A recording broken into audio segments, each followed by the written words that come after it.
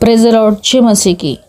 कितने लोग जानते हैं कि जो मरे हुए लोग रहते हैं कि उनका न्याय हो रहा है, कि यीशु मसीह फिर से आने वाले इस जगत में, फिर तब न्याय होने वाला है।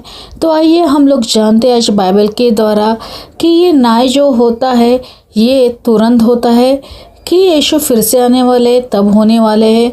तो हम लोग आज बाइबल के वचन के द्वारा जानेंगे। कितने सारे लोग विश्वास करते हैं कि जिन्होंने यीशु के साथ क्रूस पे कुर्बानी दी है और उसके साथ जी उठे हैं, क्योंकि यीशु हमारे जीवित परमेश्वर है। और बाइबल का वचन में लिखा है कि जो मेरे क्रूस उठा के अनुसरण करेगा वो जीवन पाएगा।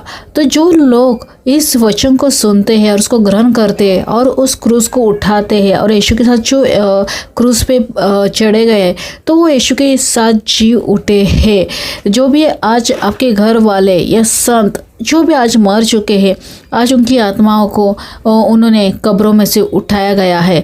तो आइए हम लोग जानते हैं बाइबल के वचनों के द्वारा। संत मत्ती का सुसमाचार 27 का 52 से लेकर 53। यीशु के क्रूस पर चढ़ने के बाद जब भूकंप आया और वो जी उठे, तो कई कब्रें खुल गई और सोए हुए पवित्र लोग की देह भी जीवित हो गई, जो बाद में यरूशलेम में दिखाई दी। मतलब इस वचनों के द्वारा हम लोग जानते हैं जब यीशु क्रूस पे चढ़े और भारी से भूकंप हुआ था उस टाइम पे, और यीशु के साथ जो भी जी उठे थे वो कब्रें क्या वो खुल गई। तो मतलब जो हमारे पुराने ग्रंथ में जितने सारे नबी थे, जितने सारे लोग थे, उनकी कब्रें खुल गई और आज वो स्वर्ग में हैं। वो कैसे? तो हम लोग जानते हैं फिर से। जब आपने संत लूका का सुसमाचार 16:19 से लेके 31 तक आपने पढ़ा होगा लाजरस की कहानी। उसमें लिखा है कि एक राजा था और एक गरीब आदमी था। तो जब गरीब दोनों जब मर जाते हैं, तो जो गरीब आदमी था वो इब्राहिम की गोद में था। मतलब इससे पता चलता है जब यीशु आए थे और वो जब उनको क्रूस पे चढ़ाने के बाद क्या हुआ, भूकंप आया, उसके साथ पवित्र लोगों की क्या हुई, देह भी जीवित हो गए। मतलब जो पवित्र, जो ईश्वर ने उनको पवित्र ठहराया था, जो ईश्वर के हिसाब से चले थे, तो उनकी कब्रें क्या खुल गई। तो इसमें साफ साफ समझ में आता है कि जो भी लोग थे आज वो क्या है, स्वर्ग में हैं। तो आपको क्या लगता है जब हम लोग किसी संत के लिए प्रार्थना करते हैं, या अपने जो घर वाले हैं जो मर गए हैं, या हमारे पूर्वजों के लिए जब हम लोग उनकी आत्मा के लिए शांति के लिए प्रार्थना करते हैं, तो आपको क्या लगता है क्या परमेश्वर ने ऑन द स्पॉट नहीं होता है? तो होता है, क्योंकि यहाँ पे मैंने जैसा बाइबल के वचन में लिखा गया है कि जितने सारे प्रभु आने वाला है और न्याय करने वाला है, जैसा प्रकाशित वाक्य में लिखा गया है। पर हमारा जो यीशु है वो आया भी और उसने वो न्याय कर भी रहा है। तो हमारा न्याय ऑन द स्पॉट होता है। ऐसा नहीं कि यीशु आने वाले हैं और कब्रें खुलने वाली है और उनका न्याय होने वाला है, क्योंकि बहुत सारे लोग प्रकाशित जो ग्रंथ है उसमें बहुत कन्फ्यूजन होते हैं। क्योंकि प्रकाशित वाक्य में जो पुराना ग्रंथ से, पुराना करार से लेके नया करार का भी वहाँ पे पूरा मेंशन किया हुआ है कि यीशु कैसे आने वाले और स्वर्ग कैसा रहेगा और वो न्याय किस तरीके से करने के, किस बातों में वो न्याय करेगा, वो सब लिखा गया है। भविष्यवाणी में क्या होने वाला है वो सब मेंशन किया हुआ है। मतलब ये जो प्रकाशित वाक्य जो ग्रंथ है, चैप्टर है, वो पूरा आने वाले दिनों का नहीं है। अगर आप पढ़ने जाओगे तो आपको समझ में आ जाएगा। तो बाइबल के वचन में ही लिखा है। तो जो मरे हुए लोग हैं, जो संत थे, जो हमारे आज हम लोग उनके आत्मा के लिए शांति के लिए प्रार्थना कर रहे हैं, जो नवंबर महीने में हम लोग जाते हैं उनके कब्रों में, तो उनके लिए प्रार्थना करते हैं।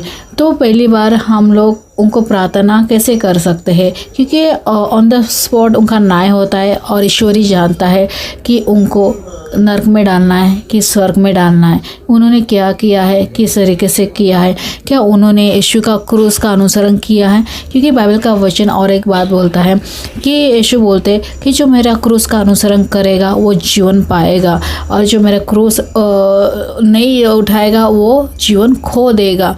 तो इसका मतलब ये होता है जो यीशु के वचनों के ऊपर चलते हैं, उनका अनुसरण करते हैं, उन्होंने जो कहने पे चले हैं, वो क्या करेंगे, वो जीवन, वो अनंत काल तक जीवन पाएंगे। तो वो यीशु डिसाइड कर सकते हैं कि हमारे जो घर वाले हैं, जो संत है, वो कहाँ पे है।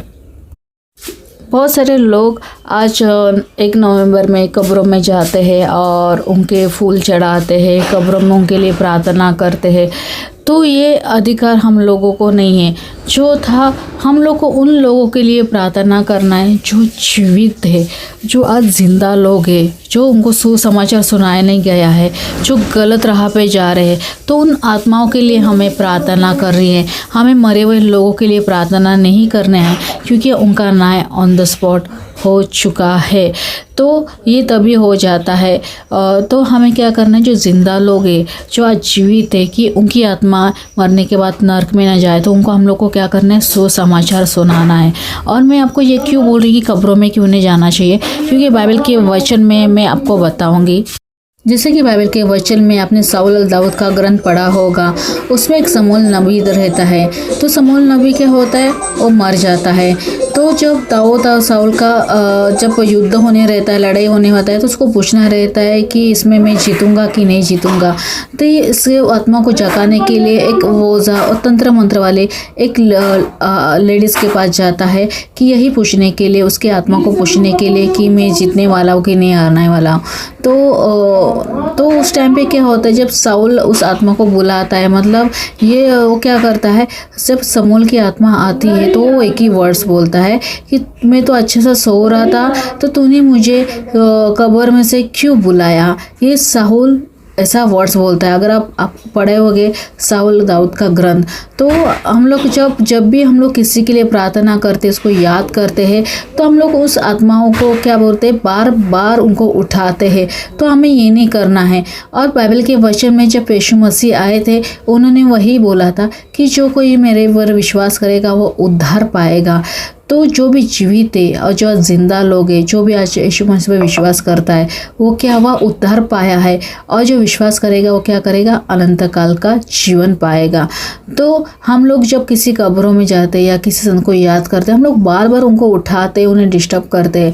तो हम लोग को नहीं करना है। आपको विश्वास करना है कि आपके आज जो लोग हैं घर के, जो आज मर गए हैं, जो संत है वो मर गए, वो क्या हुआ है, उन्होंने उद्धार पाया है। क्योंकि बाइबल का वचन हमें यही सिखाता है, जिन्होंने भी यीशु का क्रूस का अनुसरण किया वो तीसरे दिन जी उठे हैं और वो आज अनंत काल तक जीवन पाएंगे। और एक वचन के द्वारा हम लोग बात करेंगे।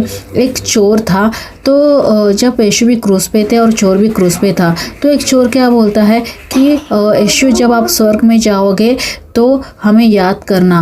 तो यीशु क्या बोलते हैं, आज ही तू मेरे साथ स्वर्ग में जाएगा। उसने ये नहीं बोला कि तेरा पहला न्याय होगा, मैं जाऊंगा, तेरा बाद में न्याय होगा, ये नहीं बोला गया है।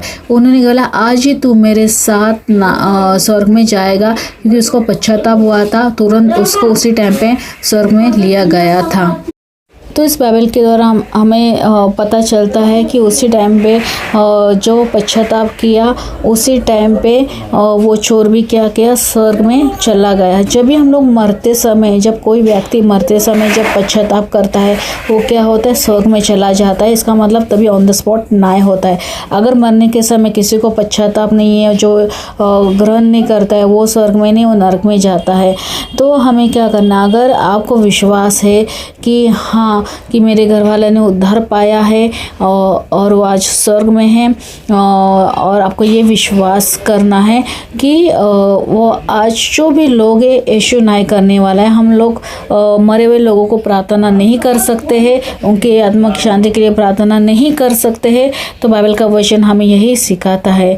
तो अभी आपको, अब अगर ये बातों से मेरे सहमत है, तो आपको कमेंट बॉक्स में आमेन टाइप करना है। और आपको खुद के लिए प्रार्थना करना है और दूसरों के लिए भी प्रार्थना करना है। किसके लिए प्रार्थना करना है, जो आज जिंदा है, उनको सुसमाचार सुनाना है, उनको यीशु के बारे में बताना है, पापों के बारे में बताना है, पश्चाताप के बारे में बताना है। तो आपको तभी मरने के बाद जो पश्चाताप करेंगे वो सुसमाचार सुनाएंगे, तो क्या करेंगे, वो अनंत काल का जीवन पाएंगे। तो अगर आप मेरी ये बातों से सहमत हो तो प्लीज़ आप कमेंट बॉक्स में आमेन टाइप कीजिए। और मेरा ये यूट्यूब चैनल है, मेरे यूट्यूब चैनल को लाइक शेयर और सब्सक्राइब कीजिए। और अगर आपको यीशु के राज्य में बीज बोना है तो मेरा डिस्क्रिप्शन में जीपे नंबर है, आप यीशु के राज्य में बीज भी बो सकते हो। तो यीशु मसीह आप सबको आशीष करे। प्रेज द लॉर्ड, जय मसीह की। और मेरे चैनल को शेयर कीजिए ताकि और भी मैं आपको रहस्य बताऊंगी यीशु के बारे में। धन्यवाद।